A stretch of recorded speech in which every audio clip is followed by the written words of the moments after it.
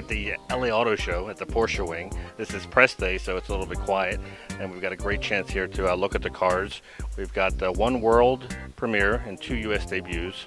But we're here with Tim Cupp, who's the sports car manager for Porsche Cars North America, and Tim's going to talk to us about one car in particular today, the Cayman R, which was the world premiere.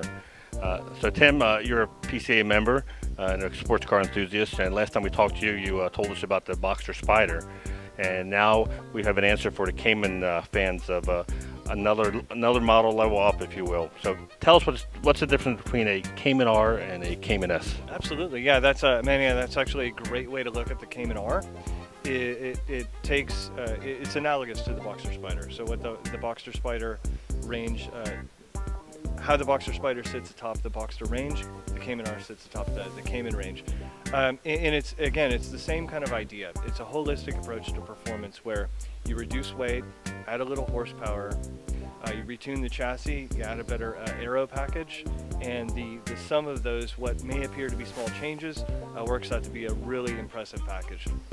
In terms of weight, we've taken 121 pounds out of the car through fitting the lightweight sport bucket seats, aluminum doors, lighter weight wheels, lightweight door panels, and also by removing a few of the things that really don't contribute to the intense driving experience.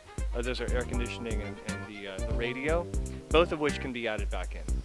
And this is much like the Spider. This is now part of the lineup. This isn't a special edition model. This is something that when people go to the dealership, they can decide between the Cayman S, and now the Cayman R. Absolutely, yeah. This is just another new model. Yep. And then in terms of the exterior of the car, I think the keen observer will notice that we have the aero kit fitted, so it's got a bigger front spoiler lips and a fixed rear wing. Those do provide additional downforce at speed.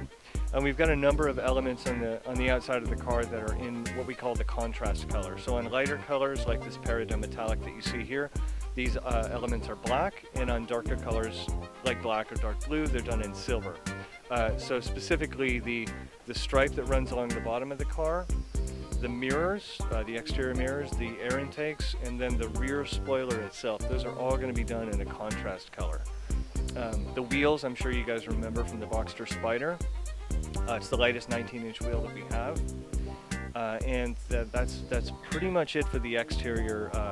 The one other small difference is the badge is done in black, as are the tailpipes, the twin tailpipes. We talked about that a lot of these things you could actually order on a Cayman S and build almost a Cayman R, but one of the things that you can't order is the aluminum doors. That's right, yeah, the aluminum doors are specific to this model, and as is the chassis. So it's 20 millimeters lower. It does not use PASM. It's just a straight unadjustable suspension from that perspective, from a comfort perspective. It's got thicker anti-roll bars and stiffer dampers and springs. And one other item to note specifically is we've got about 5 degrees of additional negative camber in the rear. So I know that's something that the mid-engine enthusiasts have looked for in the past. As I said before, we took the Boxster Spider out to 6 DEs this past spring in conjunction with PCA. We were very happy to be there, and I think everybody who participated in that saw that while the changes may look small on paper, 10 horsepower, 120 pounds lighter, the sum of all of that really makes, it takes a great car and makes it phenomenal. And I think we were speaking off camera about what we would like to, some of the diehard enthusiasts would love to stick a GT3 RS motor in this, but realistically, Porsche's trying to position this in the model lineup, and much like anything else, I would imagine it's going to evolve just like the Cayman S is, and grow, and I'm sure going to get more horsepower in the future too. Well, obviously, in the entire auto industry, horsepower increases are a trend. And I think we've seen that from our own product line. I mean, if you go back to the early 70s, late 60s, 911s didn't make as much power as they do now. And, I think that trend obviously is going to continue industry-wide without obviously speculating specifically as to what's going to happen with the Cayman or the Cayman R. I know the Porsche Club, there's a lot of big Cayman fans.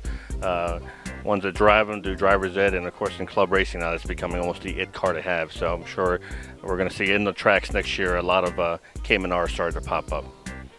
So thanks a lot for your time, Tim. Sure, yeah, we hope so. I always love seeing the Caymans at the track, so definitely. Thanks a lot. There you go, sneak preview of the Cayman R.